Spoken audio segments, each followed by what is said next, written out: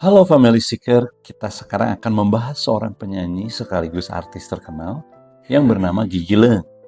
Dia berasal dari Hong Kong dan lahir pada tanggal 25 Maret tahun 1976, yang mana berarti tahun ini dia genap berusia 49 tahun. Gigi Leung ini sangat terkenal khususnya pada era 90-an dan juga awal-awal tahun 2000-an. Bahkan di puncak karirnya, ia bermain dengan aktor dan aktris papan atas Hong Kong seperti Ekin Chen, yang mana mereka pernah menjalin kasih alias pacaran. Lalu juga ada Sammy Cheng, Aaron Kwok, dan bahkan Andy Lau. Dan beberapa filmnya juga cukup booming guys, seperti contohnya First Love Unlimited, lalu ada God of Gambler 3, The Early Stage, lalu ada Two Mob Story, dan Tempting Heart.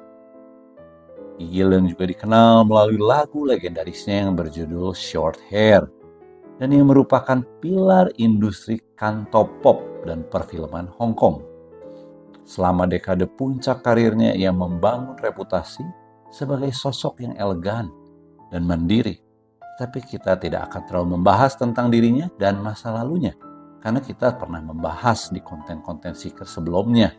Jadi bagi Family Seeker yang mau dengar tentang dirinya lebih dalam, bisa di scroll-scroll ke bawah dan cari. Tapi kali ini kita mau membahas tentang percintaannya, usaha bisnisnya, dan juga khususnya adalah berita yang terkini. Sekarang kita akan bahas kisah percintaan antara Gigi Leung dengan pria yang bernama Sergio Crespo Gutes. Mereka bertemu di saat Gigi sedang berliburan sendirian di Spanyol pada tahun 2011. Lalu bertemu dengan Sergio. Saat itu Sergio adalah orang biasa dan dia juga tidak mengenal status Gigi Leung sebagai seorang selebriti. Tetapi ketulusan Sergio justru menjadi awal mula hubungan mereka yang begitu harmonis sampai sekarang. Sergio sendiri adalah seorang profesional di bidang pangan yang sangat sukses. Dia lahir di Spanyol, dan dia adalah seseorang yang sama sekali tidak mengetahui Gigi Leung bahwa dia adalah seorang artis terkenal. Dan demi cintanya dan hubungannya dengan Gigi Leung langgeng, dia berani mengambil langkah yang besar, yaitu dengan meninggalkan karir mapannya di Spanyol untuk membangun masa depan dan keluarga bersama Gigi di Hong Kong. Sergio membuktikan ketulusannya dengan berjanji tidak akan mencari tahu tentang karir Gigi di internet atau maupun dari berita-berita yang ada. Ia menunggu sampai Gigi sendiri merasa nyaman dan siap bercerita kepada dirinya secara langsung. Hal ini memberikan Gigi ruang yang jarang ia dapatkan. Ia merasa dicintai apa adanya sebagai perempuan biasa dan bukan selebriti, sehingga bagi Gigi Sergio bagaikan rumah yang aman. Di dalam Sergio, Gigi menemukan ketenangan emosional setelah bertahun-tahun hidup di bawah sorotan media Asia dan juga kritik-kritik yang tajam serta gosip-gosip.